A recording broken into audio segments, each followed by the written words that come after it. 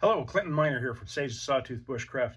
I'm here in the inner sanctum, actually my law office. You can see that I like old-timey things, and this is what I surround myself with as I have to deal with the other parts of my life. That gives me a sense of comfort as well as a sense of some preparation and some ability to carry forward the things that I am trying to share with you on these videos. Today I've got a video for you that we are going to be working with some items that when I went hunting this last time, they fell into disrepair, and we're going to be doing some leather stitching, some leather repair, show you a technique that's fairly well known, but that at least not, I didn't know about it until a few years ago. Very quick, somewhat labor intensive, but quick way to repair leather in a way that isn't just a quick fix. It's a fix that's good for years and years, if not decades. So as I was saying, this is a pouch that I have been carrying since, the mid, maybe even early 70s. I'm almost certain it's one that belonged to my grandfather, Merlin Miner. And I think that my dad inherited it when my grandfather passed in the early 70s, and it ended up being the pouch that I was assigned. Very, very faintly here you can see my name, C-L-I-N-T, Clint, with a line under it, written in Sharpie that my dad wrote on that. It's a pouch that I carried my ammo in on most of my hunting trips, and it's carried everything from 243, 30-06 up to the 300 Weatherby Magnum. It's not the greatest pouch for the 300 Weatherby Magnum. You can't get that many in there, but it's a really excellent pouch. And on this last hunting trip, I loaned it to my son-in-law, and you'd think something would have a little bit more life in it than, well, only 50, 60 years, but the stitching has come apart. Just tore right out. Now the leather is all still good and sound, so what I want to do is share with you a little bit about a process, the process of double stitching, show you what a powerful, strong way you can put things back together on this. Unfortunately, I think this was originally sewn, this underside was sewn first, and then this backside was sewn back on. I could take it all apart, but I think I'm going to just try and stitch it underneath with this. We'll go ahead then and take that apart and go ahead and get rid of the rest of the stitching in here, and pull that thread all out of there, get it out of the way, and then we'll talk a little bit about what we're going to do to stitch it back up. Again, this pouch has to be from the mid 60s at the very latest. So it's been around a while, close to 60 years. We'll go ahead and take some of these, or all of these old threads out. One of the nice things about this process with something, and when you're repairing it, is the holes that are already there are all you really need. It really saves a lot of time to not have to hit each of those holes with the awl, although that awl is going to help us with get rid of some of this old stitching. Need to get all of that out of the way for us so that when we stitch it's not gumming the works up. Also, it's pretty much seen its day. There's not a lot left to it. Looks like it was just cotton stitching, which is what I a lot of times will use in a situation like this, is just waxed cotton or waxed linen. But today what I'm going to use, and you can see it hopefully in frame, right here now in frame, is some waxed artificial sinew.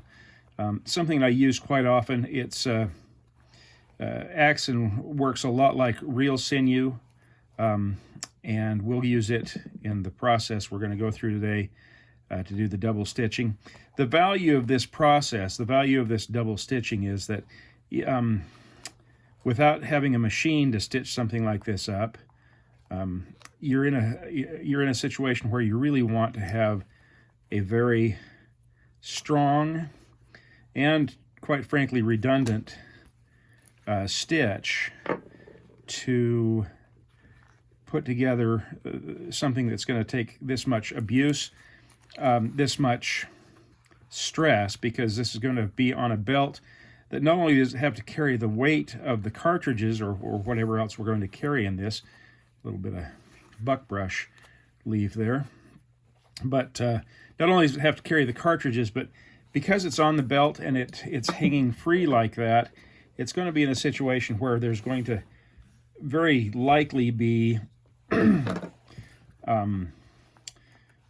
times when this pouch catches on something, so it's going to be pulling very hard on those edges. So what we're going to do is pull off a piece of this artificial sinew. I could split this in half, but I'm going to try and use the full width, the full thickness of it. We don't need a ton of this. Something about the length, twice the length of that will give us plenty of stitching room. And then for my last project, I'll pull off the needles. I just have an old cork that I use to keep my awl in and then keep my needles plugged in. What you'll see here is that these needles have got a large eye, and they're made for this sinew or for stitching thread, the heavy-duty waxed cotton stitching thread. See if I can make my old man eyes work and we get that threaded. Once it's threaded, we're only going to pull it through an inch or so, and at that point then we're just going to wrap it, and we'll pull out another item that makes this, that helps quite a bit with this. Go ahead, now we're going to put a needle at both ends, and that's the double stitch, and that's the value, that's what really is of value in this situation, is the ability to overlap every single stitch. Oh, I'm having a hard time here. We'll get it. There we go. We got it right there. All right. Again, pull it over a couple of inches and then flip it over. And I'll pull out my beeswax. And this is my beeswax, so it's none of your beeswax. That was really bad. We'll probably cut that out of the video. I'm going to just wax this up a little bit. My wax is a little bit cold, but that wax is almost soft enough that just the skin warmth of my hands will melt it. And I'll re-wax that whole piece of thread. And the reason I'm doing that is just to help hold it together, and also to give it some protection. It also makes it a little stickier so that it works on itself like a knot. The friction is enhanced. So we'll go ahead and pull that through. We'll warm it up with my fingers. Maybe pick up a few of these little chunks. Kind of get those worked into that thread. And that'll hold that together so I don't have to thread the needle through or tie a knot or anything like that. We've got a nice way of holding that all together. So now that I've got my needles on both ends, and I've got them kind of held together, what I'm going to do is start with the first stitch. And as I said, this is going to be a little bit tricky because I've got to go around the flap on this side and on the inside of this this flap as well. It's going to be a little bit tricky, but we can see the process. So I will pull this through. A lot of times I will use a pair of pliers, a little pair of needle nose pliers to pull them through, because your fingers get a little slick with that wax. I'll pull it through until I've got this out here. Pull it through until I'm about equal as far as the length of my two threads. What that does is that then gives me the threads that'll come back through. So I will take that thread. I've started with the first hole. I'll go to the second hole. I hope I can do this. Go to that second hole, thread it through the second hole, and pull it through.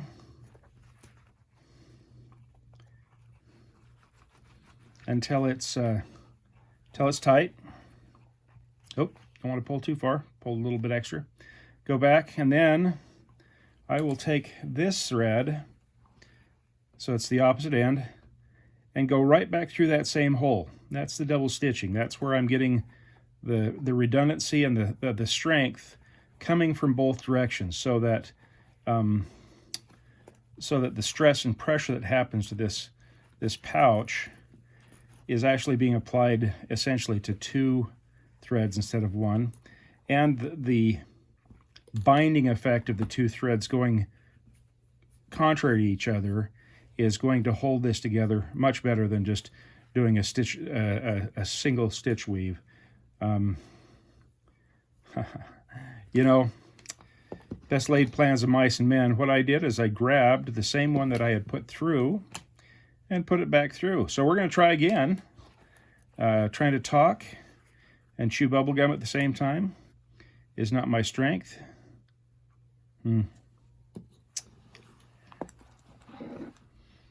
So what I've got to do is start all over, because I did come out a hole that I didn't want to use. So we're going to go ahead and pull this one through as well. Now, I bought some cheap needles a year or so ago. Thought I was going to save myself some money. Couldn't figure out how there would be a lot of difference. Just bought some cheap needles from, I don't know, some Chinese web page. Bought quite a few of them. And when I did my last project, and I'll show you what that was here in a minute, but when I did my last project, I broke 4 needles in a row. I never got a full stitch done because the needles were so cheap, not inexpensive, although they were inexpensive, but so cheap that they just were not good, and every one of them broke off right here at the base of the eye of the needle, and I ended up having to throw away the needles that I broke, as well as, okay, I'm going to stop talking about the needles and tell you, now I've got that through. I do have the opposite needle. I'm going to go ahead and push it back through, make sure I'm coming out the right hole. See here where I've done the stitch inside, and now I'm coming back through the other way with the second needle, and that's my double stitch. So now I pull it tight, and this time it works. So we'll go to the next hole and do the same process. I'm going to go ahead and stick the needle through, make sure it goes through the right hole here, and we'll pull it out and pull all of it tight. Going back to the Chinese needles, I thought I'd save some money, thought I had really gotten myself quite a little deal, and literally ended up having to throw all of, well, I haven't thrown them away, I've got them. We'll keep them around. I'm sure if there's not a terribly strenuous process or project, I can use those for that project and save these needles. But I ended up simply going to a value that I knew would be appropriate. I went through Tandy leather, and I ordered 100 large-eyed stitching needles from Tandy leather, and they have worked phenomenally. The exact same project that I kept breaking needles on, I never had a problem. I was able to pull hard with a pair of needle nose pliers, wrench and twist to get it through some really tight holes that I'll show you, and even with all of that, never had any problem. In fact, these are the same needles. The ones I'm using right now are the needles I used for that project, and obviously they're still intact and still very usable. So we're in good shape with that. Go on to the next hole. Just finish or keep that process going. What I'm going to do is we'll just go ahead and fast forward, and when I get to the end, I'll show you how you finish off this project. Obviously, it was fairly easy to begin the project with the just the middle point of the thread.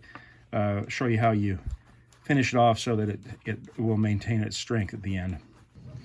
So I'm about halfway through. I just wanted to show you how it's coming out. I haven't put a lot of effort into being cosmetic because it's a hidden situation. But you can see that these stitches are coming through. We're about halfway through, maybe not quite, but I want to show you too, the fact that it's inside has made it a little more difficult, but don't be afraid of that. You can just work around and get in there and get what you need to get done. The other thing I wanted to show you is a couple things. One of those is when you're doing repairs, your thread tends to get really dirty. There's a lot of built up for this this leather, 50, 60 years worth of leather build up, as well as dirt and all of that kind of stuff that's going on in this pouch. So that doesn't cause a lot of problems, but what does happen is you dry out your thread.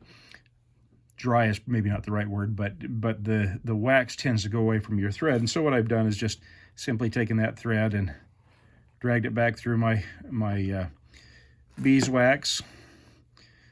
Try and warm it up a little bit with my fingers, and then it goes back together. I've done the same thing on the other side, so that I've got I don't have a lot of fraying.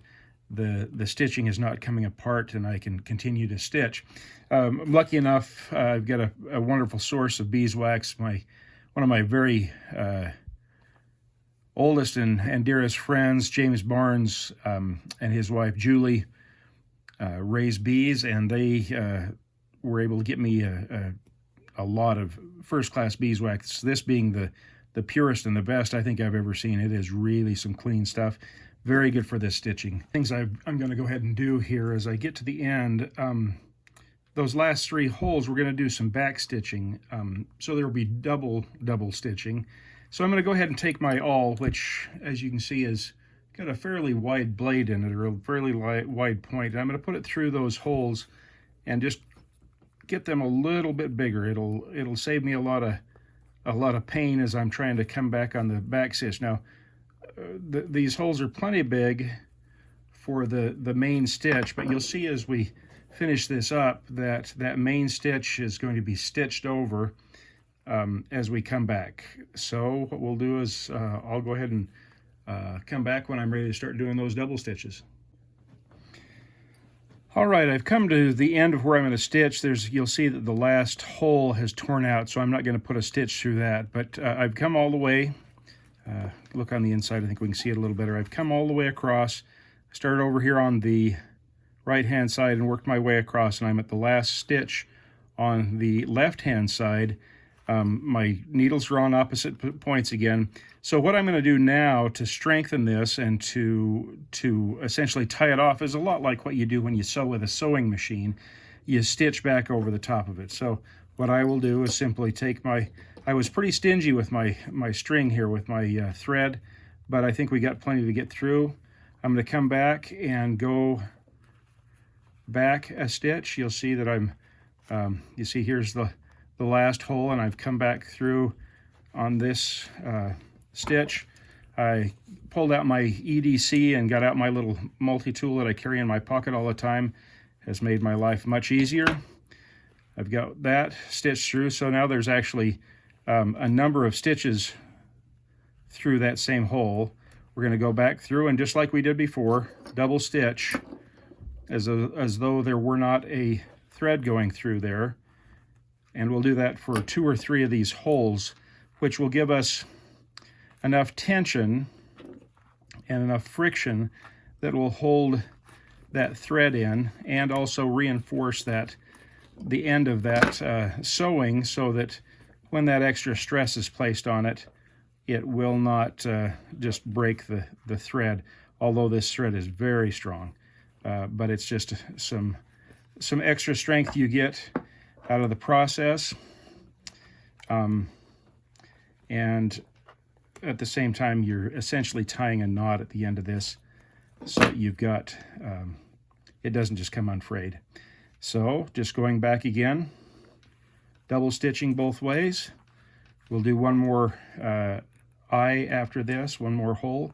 One of the things I was going to say is, I went back and broadened those holes at the end, and that's okay for the last couple of holes. But you don't want to have too big of holes as you're stitching, because a big part of what stitching is all about is friction, and the smaller the hole, obviously, the better the friction is. Okay, I've come back now to the third stitch No, I only went 2. I'm trying to go back through where I just stitched in. We'll go like that. There we go. Back to the next stitch.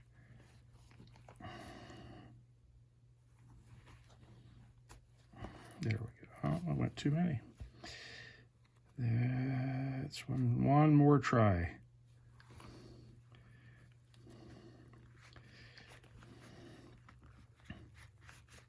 Sometimes it's a little hard to find that second hole.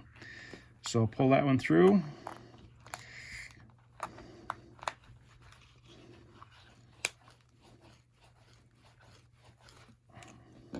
You can see why I broadened those holes a little bit. It just makes it a whole lot easier, because if they're not broad, especially this second, or what is in fact the 4th stitch through the same hole, becomes pretty dang hard to pull through. So we are almost done with this.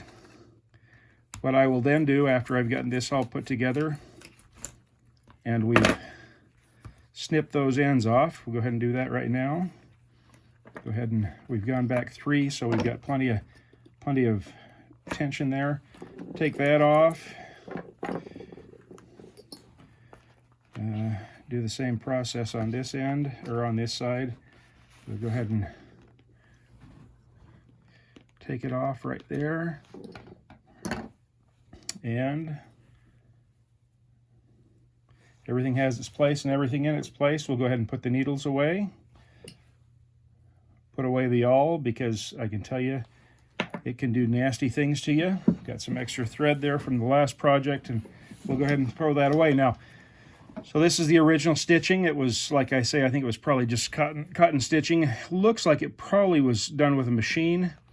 This is the stitching that I've just finished. This is the end that was finished. This is the end that I started with. Go ahead and open up inside here, and you can see, again, it's not pretty. Some of this extra hanging out here is from the original stitching that's kind of left behind. But you can see that it's stitched up tight. Got a good tight weave there. We're back in business with that. As soon as I'm done with this process, I will take this and put a little leather honey on this, get it back in some good working shape, and it's back in service for us. Let me show you before we finish up the other project I did. I believe I've got it here. My K-bar skinning knife, again on this last hunting trip, the stitching came out, broke about right here and came out all the way to the end. So that the tip of my K-bar was potentially sticking out. So when I got home, I pulled out this same setup, used these same 2 needles, and went ahead and did that same process going both ways. And you can see that if you want to, you can do a real cosmetic stitch. It's actually a very pretty stitch. I would have gone on further, and I may eventually take this stitching out and put the same stitching in up here. It's actually stronger stitching than what was originally there. The rivet, which I'm sure was put in after the stitching, is kind of in the way, so I can't continue that stitch, but I'll go ahead and pull that stitch on up here so that there's some continuity and it actually looks a little better. That's what I wanted to share with you today, that idea of double stitching. I will put links for both the needles and the artificial sinew. This is waxed artificial sinew. I actually got this at Rocky Mountain Fur and Fireworks, a location that we'll be filming at here in the near future.